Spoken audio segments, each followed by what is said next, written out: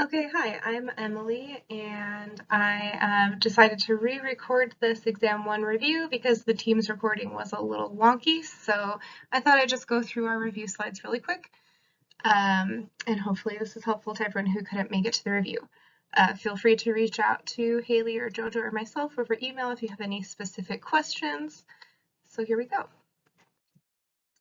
So we wanted to share with everyone some general test-taking tips that we found helpful specific to this exam. First, read every part of the question slowly and carefully.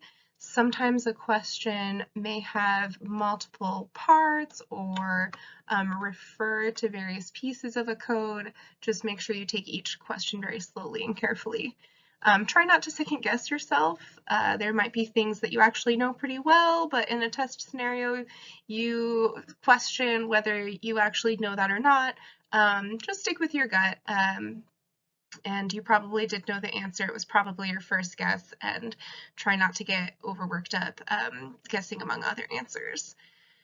Make sure to look at this whole exam before spending a long time on one question. There's certain questions that will take a lot longer and other questions that you'll really go through quickly, and it's not always obvious just from how many pages in the exam how long it will take you. So make sure to look over the whole thing before spending a long time on any one area. Double check your answers. Sometimes it's easy to miss one little different word or phrase, and doing a double check can sometimes help catch that. There's a lot of things in coding that just one word different is going to actually change everything that the code does or not work at all. So double check your answers. And try to come up with some mnemonic devices. Sometimes coding can be a little difficult to remember, so we'll try to help you out with a couple mnemonic devices too, but the more you come up with them yourself, the more useful they will really be. Okay, so to start, let's talk about the difference between select and filter. So if you're watching this, go ahead and take a pause and try to explain to yourself or write down what the difference would be between these two functions when you might use one function over the other. Since I'm just making this video really quick, I'll just let you pause it, and I'm not going to waste any time leaving room for answers after the questions. So select is going to choose columns from a data set to create a new data set, and filter is going to choose rows from a data set to create a new data set. And so you see in red there, I kind of put this little mnemonic device that Haley actually came up with the other day to help me, because I always have to look this up whenever I'm doing coding. It's the simplest thing, but I can never remember which one is which. So she helped me remember that select is dealing with columns because there's a C in it, and filter is dealing with rows. There's an R at the end. So I hope that helps you all too.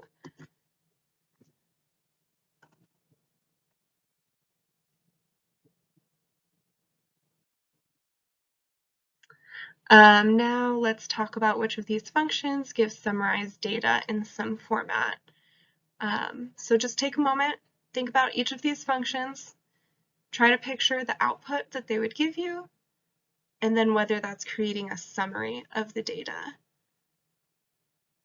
And since all of these functions have been shown to you in the handouts, I'm not going to give specific answers for each one of these. If there's one of these functions that you're not really clear on, go back to the handout and just Control F it and take a look at what that output looks like and whether you think it's a summary.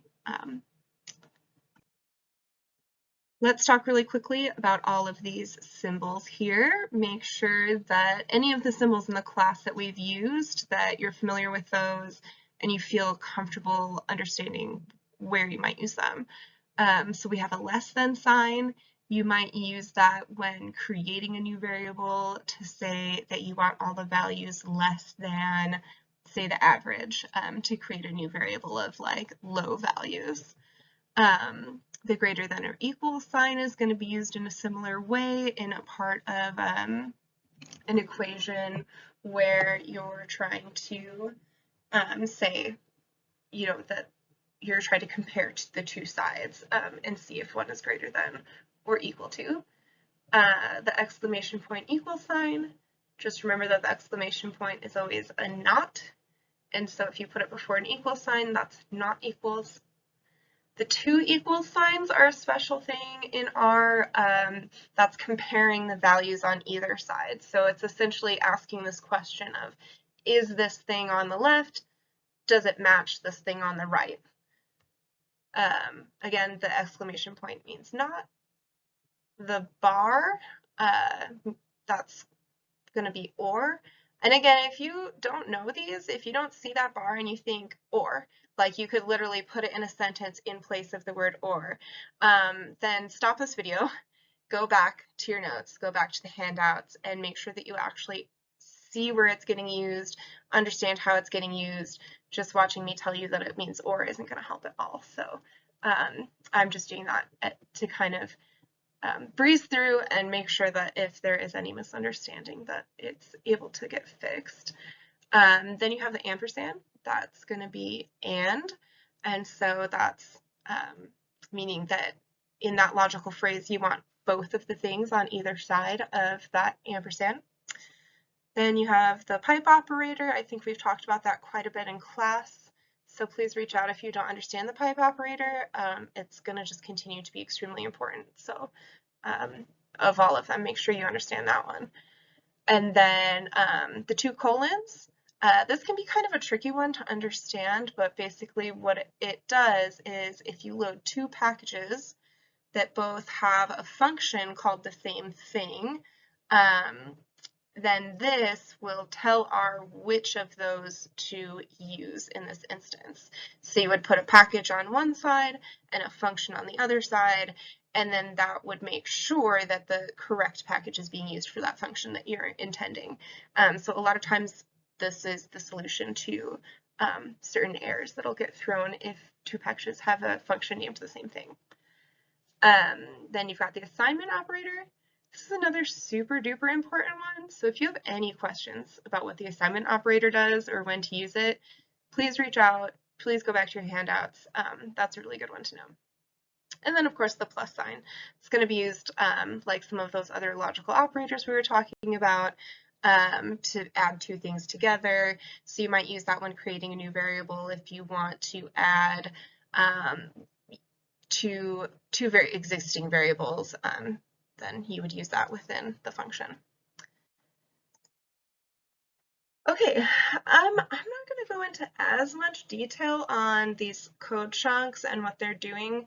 We made this part of the review really, really difficult just to try to challenge you and get you really thinking without giving you an answer bank. That's the best way to see if you've learned something. Sometimes an answer bank can be a little bit of a crutch. So try to take a moment, think about this piece of code, and also think about how you're looking at it. So when I like to step through a piece of code to figure out what it's doing, I take each row one at a time, and I might even make a little note of what I know so far. So I'll just step through this one really quick, but we have this opioid counties, and then we have the assignment operator. So that's saying we're creating this new thing called opioid counties. And then on the other side of that is the data set that we're going to use, and then followed by the pipe operator. So that's saying this is the data that we're about to tell you what to do stuff with. Then we have that mutate function, and that's going to create a new variable from existing variables. Our new variable is going to be called pills per capita, and it's going to be made up of the number underscore pills variable divided by population, and then you see that round function around that. That's just going to tell us we want you to round the answer to one digit. And so overall, when I look at this code, I could see that it is making a new variable called pills per capita, and that's going to be in the opioid counties data set. And then the next line is you're looking at what you just made and using the head function to check out the first few rows. So if you have questions about how to approach a code chunk to understand what it's doing, let us know. Again, we made this one kind of difficult on purpose, and I'm not going to leave any written answers here, so you can keep on trying to think of how you would describe what this code chunk is doing. This is another code chunk, and I do think you should stop here, take a moment to look at it. It seems overwhelming when you look at it all at once, but just take this time to practice taking it step by step. Make a note of the things you do understand that are going on, and then make a note of the questions that you have about what you might not yet know is happening in this. And so, like, one thing you may immediately notice is that it's using that ggplot function. So just from that, you can tell that the output is going to be a graph. And then try to see if you can figure out other elements of what the graph might look like from this, such as what the axes might be, what the title might be. And then if you have any other questions about the rest of the code, you can feel free to reach out to us, but mostly that's, we just wanted to demonstrate that even if you don't know what everything is within a piece of code, you can still kind of figure out what the output is just by simply knowing, like, what is ggplot going to do. You can see under that in the middle where it says labs title equals, like, that's going to help you know what the title is. So we were just trying to kind of get at that. Don't worry too much about all the specifics. So some questions you may ask yourself when you're looking at pieces of code that make a graph are things like, what kind of graph will it make? In this case, we were just asking specifically what the last line is going to do, which is going to flip the coordinates. If you remember that function, if you don't remember that one, maybe go check it out in your notes. And then learning, like, what variables will be represented in which parts of the graph. So all just things to think about. Again, we made this one really difficult, so if you can answer those questions for this code, you're doing amazing. Okay, so we have the output from the glimpse function. This is a great example of how to look at the glimpse function. So before you listen to the answers, just take a moment, try to answer these questions yourself. Just listening to the answers isn't going to help you study. So in this case, how many rows and columns are there? So remember that the glimpse function isn't showing you the data itself. So the number of rows in the data is not the same as the number of rows that you're seeing here. The number of rows it tells you on the top line is 27,758, and that's represented by all these values with the commas in between. So there would be 27,758 of those values. How many columns are there going to be? 6, and you would know that even without that second line there saying 6 columns because there's 6 variables listed in the rows here. Which variables are nominal? So if you don't remember what nominal means, go look at that. Look at all of your kinds of variables and just make sure that you feel pretty comfortable naming different examples of the kinds of variables and then identifying what kinds of variables you're looking at. I'm not going to go through the answers to those because you should really go look them up. That'll help you learn it and get the full information rather than just seeing the answer to the specific questions. So looking at some graphs, this is a really cool thing we do in this class to kind of build your intuition about data. And so think about some of these conversations we've had around graphs and the questions that we may ask around graphs, including things like, what is the geometry for this graph? So if you remember what the aesthetics, mapping, and geometry are within ggplot, you might remember that it would be a geom scatter, or geom point, excuse me. I always mess that up. So maybe take a look at your geoms if you don't remember what those are, like I obviously don't. Geom point, again, is the correct answer here. What function would you use for the blue line? That would be like geom smooth to try and get the line of best fit. How might you interpret these graphs? So take a minute, and if you were just trying to tell your friend on the phone, like, oh, what do these graphs look like? How would you describe those relationships and how the data is spread? And so we might say, oh, you know, for the minority county, for opioid pills per capita, the relationship stays pretty constant. There's not really a positive or negative trend too much. But for the white county, there seems to be a pretty positive relationship there. Maybe it's a little bit linear, but it doesn't look quite linear to me. So think about how you might describe graphs like that. And then what is the faceting variable? So this is another one that I have kind of a silly mnemonic for. When I try to remember what faceting is, I think of like a diamond. So when you start with a diamond, it's kind of just this big round rock, and then you create the facets, which are all those flat sides of the diamond. And so I think of the graphs as like those flat sides. So each time you create a new facet, it's going to have a new graph or a new like side. And the faceting variable is going to be the variable that you're using to determine how you're breaking up those graphs. So in this case, you'll see the minority county and the white county at top. That's telling you that we used county to facet this graph, because that's the variable that in our data we would have had rows that said like minority, minority, minority, white, white, white. And then we took that variable and we said everyone that has the minority county, all that data goes in this graph. And everyone with the white county in this variable goes in that graph. And if there would have been more counties, there would be more graphs. If you have any questions about faceting, let me know. It took me a really long time to understand that myself, so I'd be happy to go over it with anyone. So now we're going to talk about some things that you can tell from a normally distributed set of data. So for example, if you have a set of data where the mean is 60 and the standard deviation is 6, and they're normally distributed, what can you say about the mean, median, and mode of this data? And how might you find out the mean, median, and mode in R? And so again, I think mean, median, and mode are pretty fundamental concepts. If you don't remember how those relate to normally distributed data, please go check out that really awesome crash course on statistics. They do a great job of relating these concepts.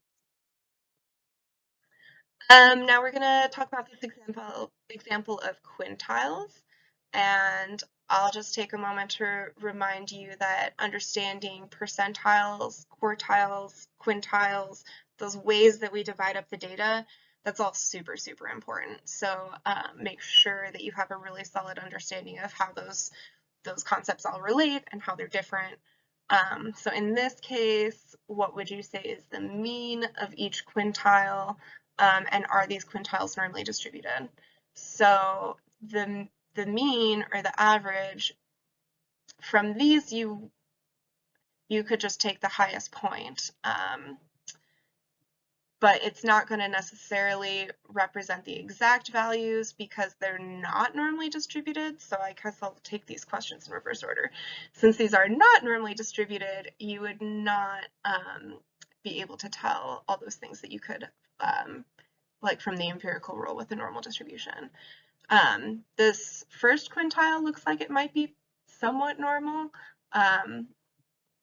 but the rest clearly have like either multiple peaks or they're not the same slope on either side of the main peak. Let me know if you have questions about that. For this section, just go ahead and pause, match the names to the graphs. If you don't know, then go back to your notes about different kinds of graphs. I'm not going to give you the answers on this one. It's pretty easy. So we already talked a little bit about the glimpse function, but again, just be familiar with looking at the glimpse function. It's super, super useful to be able to quickly interpret the output of the glimpse function. So just some more practice with that glimpse function, asking what kind of variable is gender. Again, you can pause. I'm just going to give the answers on this. But if you don't know the answers, then you need to do some more looking. You need to think about making yourself some kind of mnemonic device, or go back to the handouts or the videos, because just learning the answer on this video won't be helpful. So what kind of variable is gender? You might call that a nominal variable. How many variables are in this data frame? It's going to be 13 because it's the number of columns in the glimpse function. It's the number of columns that the libs function tells you it is, not the number of actual columns that you're seeing right now. What kind of variable is a DVL? So if you remember, DVL are numbers with decimals, so that'll be a continuous variable. And how many rows are in this data frame? 463, which is represented by the numbers with the commas in between. Those are going to be the rows in the data frame. Next, we'll go over combo code chunks. Jojo was nice enough to put together some really excellent examples, but we made these kind of hard because we don't tell you what the variables are. And so we did this on purpose to try to show you that you don't need to know a whole lot about the data in order to know what a code is doing. And so we kind of did this on purpose to help you see which pieces of the code you're going to look at to find out what the code is doing versus which pieces are the variables in the data. So again, go ahead and pause, try to figure this out. Take it step by step, and you can see that empty cars is the data set that we're sending to the filter function. And that's going to filter to the rows where gear equals 4 and sil equals 6. And then from there, we're going to summarize by creating a new variable called avg underscore qsec, and that is going to be the mean of that qsec variable. And so the correct answer for this would be filters cars with 4 gears and 6 cylinders, then calculates the average qsec for them. That's answer D. Again, stop, figure it out. If you have questions and you can't figure out the answer at this point, just email us. So for this, we're sending empty cars to the group by function. So we're going to group by this VS variable. Then we're going to summarize, creating a new average weight, which is going to equal the mean of weight. So the correct answer would be average weight of cars grouped by VS. One more good example, empty cars is being grouped by this time VS and gear, and then we're getting that summarized with the average weight. So that is D.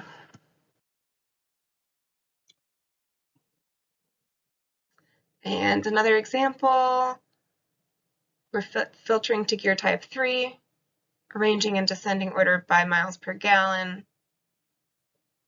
So that's B. Okay, now to talk about the empirical rule. I made this example, that's my Husky, Artex.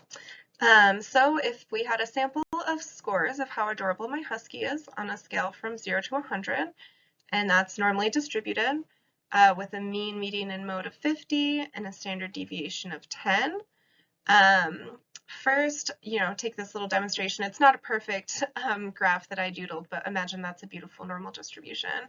And just think about this y-axis and what this means.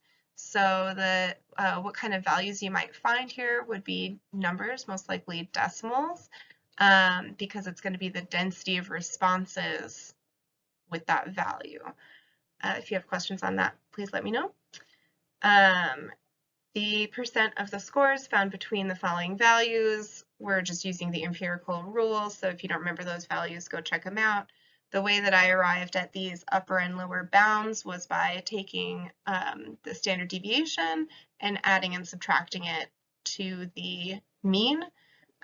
So 40 to 60 is one standard deviation on either side. What number is that? It's 68. 30 and 70, that's 2 standard deviations on either side. That would be the upper and lower bound for 95%. And then the 20 and 80 would be the lower and upper bound for the 99.7.